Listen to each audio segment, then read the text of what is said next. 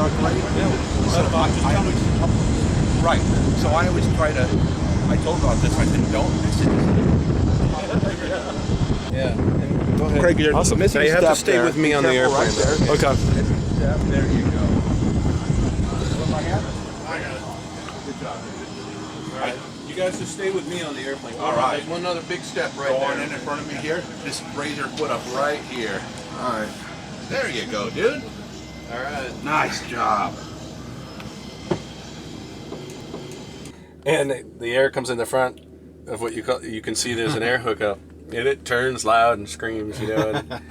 And his video, you know, can attest to with the power cart and the air cart and the engine's running, it's a noisy environment. The screaming. Yeah. The throttles look so antiquated. Like, you know, I love that. I love the old school stuff. Yeah. And you know, the thrust reverser handles are what you see forward laying down over the throttles. And you probably saw in flight, not all the DC-8 throttles actually line up exactly right all the time. So you get used to flying with crooked fingers on the throttles. Well, I noticed that the number 2 engine is a whole different model, the Dash 3B. That's right, yeah. And so we run it with different power settings. Yeah. We take off with the Dash 7s at Dash 3B power to compensate for that. Wow. So we don't overtemp the 3B on a takeoff, trying to keep up with the Dash 7s, you understand? Wow, yeah. Yeah. Yeah. That makes sense. Wow. Then I'll switch spots with you in a second when you're... Sure. We don't have 200 passengers. There's only 32 in one galley, so one generator can power all of it. But all of them run paralleled in the event that one drops off, the other one picks up the load, and they all, I see. you know, have frequency selector that keeps them all together. So, and at any given time, we can separate them with an AC isolation switch or a DC isolation switch, so they run independently. Right. And at any time, we could depower all the electrics on the buses through this EEC right here, in case you have an electrical malfunction in some unit that you're unaware of. You separate them all first. Yeah. Find a bad spot. Then you move down here, and this is the pressurization control panel.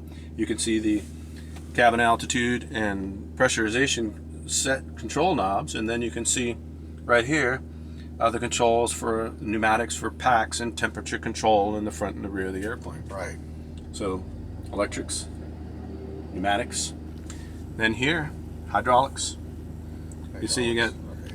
system pressure, brake pressure, spoiler pressure, fluid and quantity, and air brake pressure for the brakes, which is a backup to the hydraulic brakes. Right. And on the dash, you see a big yellow handle that we have.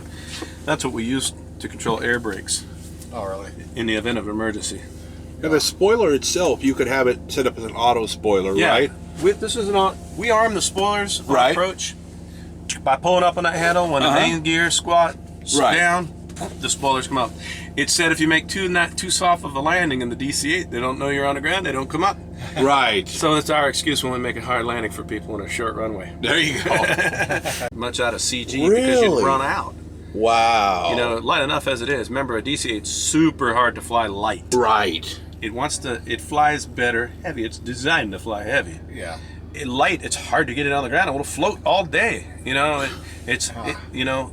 So when you have a lot of weight, you can, you know, it'll land. You pull the power back and touch. When you're light, man, that thing's bobble. I wonder why they're pulling. I wonder why they're pulling the tires out. You know, the front. Well, we pulled one tire out because to get the wheelchair out of pit B. Oh, we have yeah, a wheelchair. yeah. You know, Corey. Yeah, right, So right. and we wanted Corey had asked to come off last, but you know his wheelchair has to be stored in there. It weighs 350 pounds. Whoa, that wow. wheelchair. So I actually used it as ballast too. There you go. Yeah. Yeah. Any weight is an approved ballast. Sometimes it's fuel.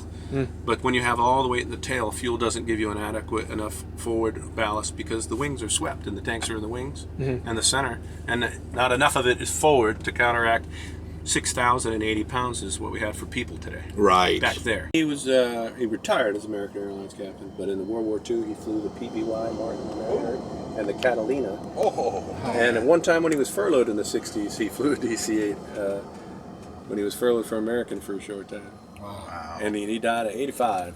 So it's been a long time, this plane. Yeah. Yeah.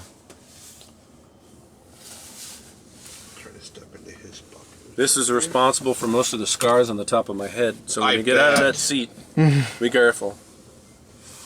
I'm going to take your seat for a sec here.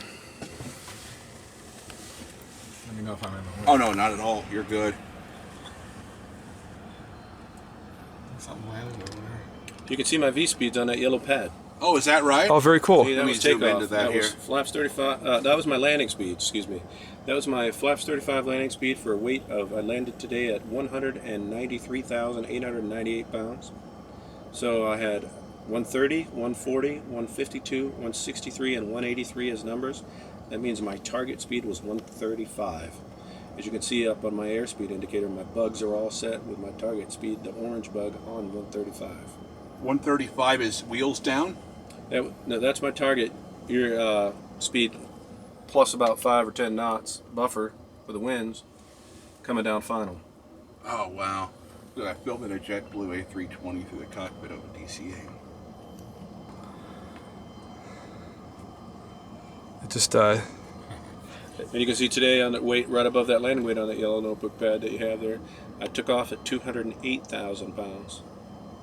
2,088. So you can see how we scratch all our numbers out right there. Wow. And you can see my frequency and inbound heading for the ILS, 110.3301. Final approach fix was 1,573 feet, is that it? Do you interchange with the 70 series yourself? We do, on a day-to-day, yeah, on any given day. Good job, dude. You have to just quit sideways through here a little bit farther. And then just turn around this way here, probably. And just kind of slide through. There we go. The wrong bay doors.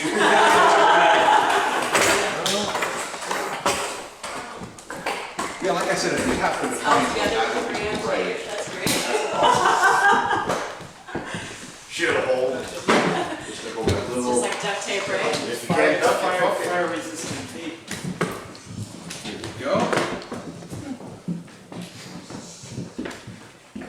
Good job, dude. Left. Hi. Here's that one. Step over. How are you? Ah, these are a couple of our air traffic controllers. Okay. I love the airplane. Okay. You escorting that? Yeah. Up there. How you guys doing? Doing pretty good by myself. Good. There you go. Get your little step here. There you go, dude.